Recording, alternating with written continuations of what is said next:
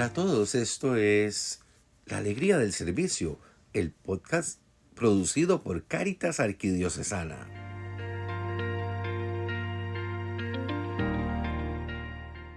El pontificado de Pío XII, que llegó hasta 1958, nos permitió cerrar la primera mitad del siglo XX y adentrarnos en la segunda mitad. En esa segunda mitad empieza de nuevo la Iglesia, de manera más recurrente, a ofrecer su servicio a la humanidad entera. Durante todo el tiempo después de haber iniciado con el magisterio social en Rerum Novarum de 1891, la disposición de servicio aparece en la Iglesia con mayor transparencia y fuerza en la persona y obra de San Juan XXIII, en el espíritu del Concilio Vaticano II y en las actitudes y enseñanza de San Pablo VI, que luego nos conducirá al pontificado de San Juan Pablo II. Se trata de una disposición de ayudar a todos los hombres y mujeres sin distinción alguna. La Iglesia se siente madre y maestra, no solo de los católicos, sino de todos los hombres y mujeres de buena voluntad. Reunida en concilio, abre su corazón haciendo suyos los gozos, las esperanzas, las tristezas y angustias de los hombres y mujeres de nuestro tiempo. Hablando ante la Asamblea General de las Naciones Unidas el 5 de octubre de 1965, San Pablo VI dijo que no tiene nada que decir, ninguna cuestión que plantear, sino un permiso que solicitar, el de poderos servir en lo que es de nuestra competencia, con desinterés, humildad y amor. Podríamos recobrar esas palabras en nuestro servicio cotidiano en cualquiera de los ministerios que prestamos en nuestra parroquia o en nuestra diócesis. Se trata de servirle a todos los hombres y mujeres para que a través de ese servicio les anunciemos el reino de Dios. La Iglesia, luz de los pueblos, pueblo de Dios, sacramento de la voluntad salvífica universal del Padre, comprende que el mejor servicio que puede prestar a la humanidad entera es el anuncio integral de Jesucristo, sin mutilaciones y con todas las consecuencias que tiene el Evangelio para la convivencia humana. La evangelización, al decir de San Pablo VI, constituye la dicha y la vocación de la Iglesia, superando una mentalidad dualista y ritualista. Los cristianos comprenderán que el anuncio del Evangelio está indisolublemente ligado a la promoción humana. Especialmente en América Latina, el clero y los laicos se comprometerán en la defensa de los derechos humanos conculcados por las dictaduras políticas, llegando hasta el martirio sangriento. En América Latina, el soplo del concilio conduce a la conferencia de Medellín, a la que nos referiremos más tarde, que con su voz profética denunciará la miseria y la violencia institucionalizada que constituyen un escándalo para un continente católico. Muchos cristianos impacientes recurrirán al marxismo como método de análisis social y como estrategia de lucha para acabar con la dependencia que mantiene a los pueblos sumidos en el subdesarrollo y la pobreza. Una nueva forma de hacer teología desde América Latina y sus pobres, la teología de la liberación latinoamericana, porque hay también teologías de la liberación en Asia y en África, comienza a tomar cuerpo a partir de la conferencia pronunciada en Chimbote por el sacerdote peruano Gustavo Gutiérrez en 1968 ante un auditorio de sacerdotes mayoritariamente contestatarios. Esta teología se muestra crítica de la teología del desarrollo y propone reemplazar dicha categoría por la de liberación, cuyos niveles de significación se describen claramente en la obra de Gustavo Gutiérrez, Teología de la Liberación, Perspectivas, editada en Lima, Perú en 1971. Los elementos que hemos ofrecido en este momento de introducción a esta época histórica que inauguramos son apenas una pincelada para mostrar con evidencia que durante este periodo que comenzamos se producen hondas transformaciones en el modo de comprender y de vivir la fe cristiana en la coyuntura que vivía entonces nuestra América Latina.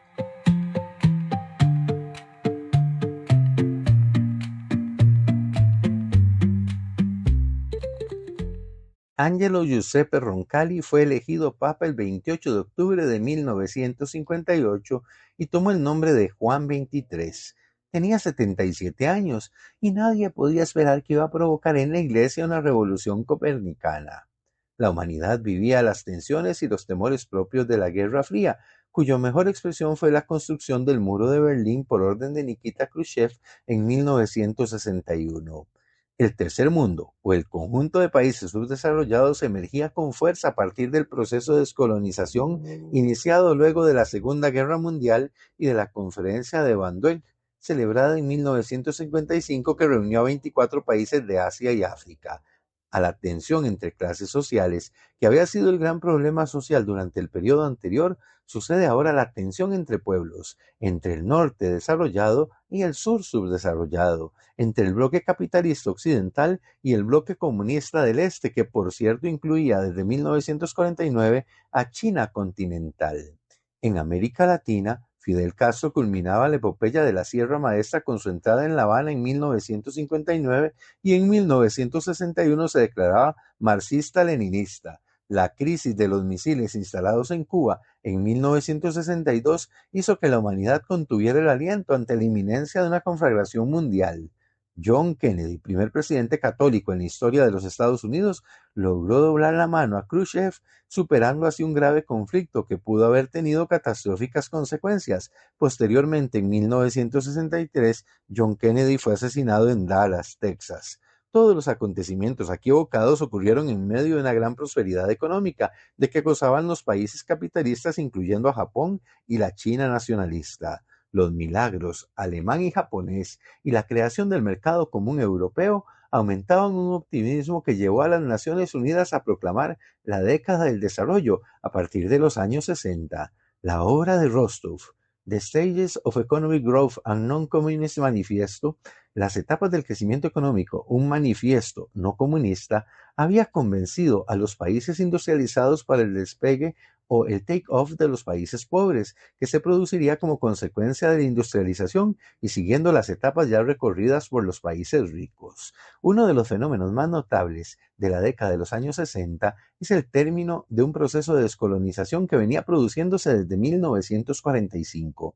Entre ese año y 1960, 40 países con una población de 800 millones de personas alcanzaron su independencia y comenzaron a ensayar sus propios proyectos de desarrollo. San Juan XXIII es el primer papa de los tiempos modernos, que asumió con gozo los valores propios del mundo moderno, entre ellos el avance tecnológico y el pluralismo cultural, ideológico y religioso, característico de nuestra época, desechando los amargos lamentos de aquellos a quienes llamó profetas de calamidades.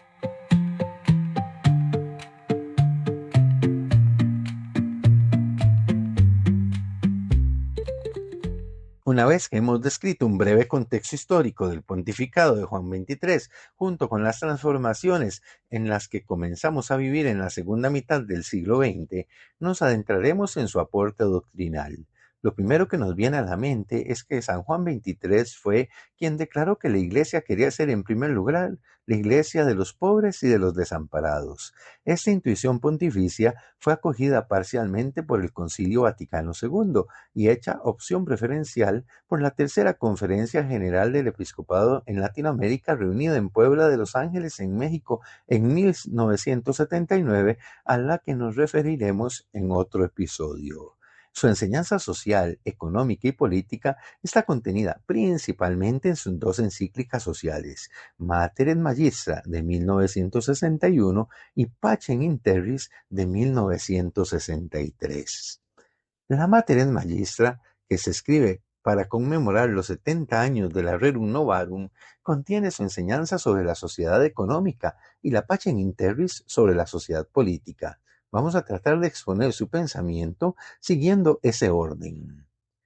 Uno de los primeros aportes en Mater et Magistra de San Juan XXIII es sobre la empresa, que la concibe como una comunidad de personas en la cual deben abrirse espacios cada vez más amplios a la participación de los trabajadores, para que éstos se sientan verdaderamente personas, salvaguardando la necesaria unidad de una dirección eficiente.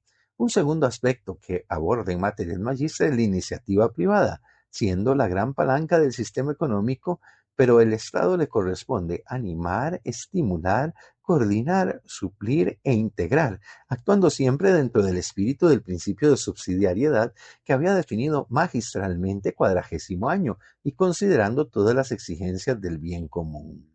Respecto del bien común, que constituye la meta de todo esfuerzo societal mancomunado, Mater et Magistra propone una definición que ha encontrado amplia acogida en los documentos sociales posteriores y que repite, detallando algunos aspectos, el Concilio Vaticano II. En el numeral 65 de Mater et Magistra se dice sobre el bien común que es el conjunto de condiciones que permiten a la persona alcanzar mejor y más fácilmente su propio desarrollo. Una de las novedades de la encíclica Mater et Magistra es la constatación de que nuestros contemporáneos ponen más su confianza en el trabajo, la especialización o la profesión que en la propiedad privada. Sin embargo, para San Juan XXIII, esta continúa siendo un derecho natural que todo ordenamiento jurídico político debe respetar. En el numeral 109 de Mater et Magistra dice: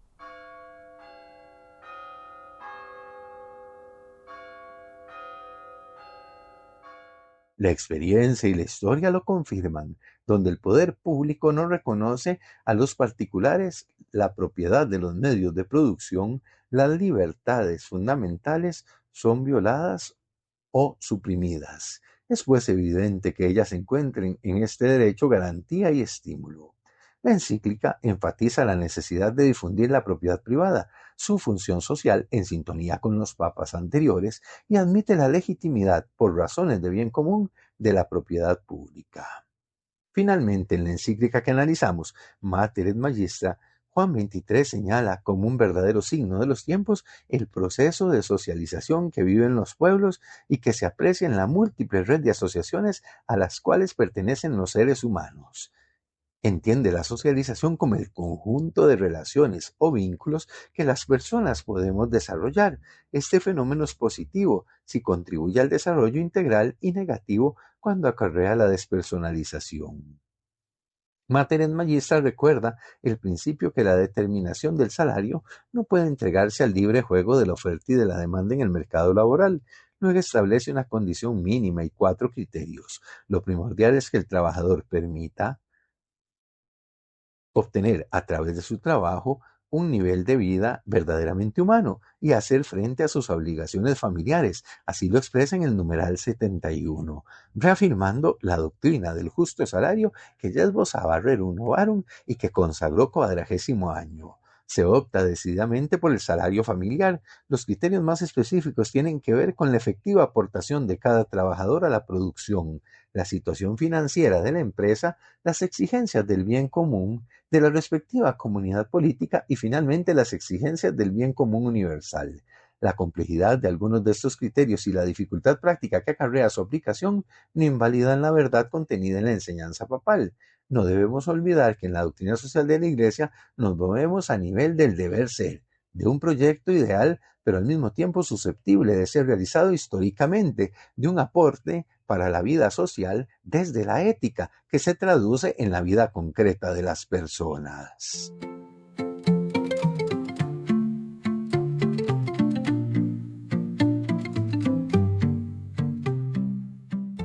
Como ya dijimos, San Juan XXIII desarrolla su magisterio social, económico y político en 2 encíclicas, Mater et Magistra, a la que nos referimos hace unos segundos, y Pacem in Terris, que aborda las condiciones exigidas para una paz verdadera.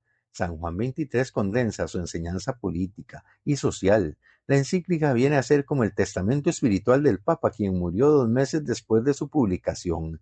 Esta es la primera encíclica social dirigida no solamente a los fieles católicos, sino a todos los hombres y mujeres de buena voluntad, invitándoles a asumir el compromiso de trabajar por la construcción de la paz, escrita en plena Guerra Fría y a poco tiempo de haberse superado la crisis de los misiles en Cuba, fue recibida con inusual interés en el mundo entero. Vamos a tratar de esbozar algunas de las enseñanzas que la encíclica Pacem in Terris nos regala, y que ella está también, hay que reconocerlo, metida dentro de la corriente de renovación que significó el Concilio Vaticano II, al que dedicaremos otro episodio. Dentro de las enseñanzas que Pacem in Terris nos regala, en un riquísimo contenido está la enseñanza sobre la paz.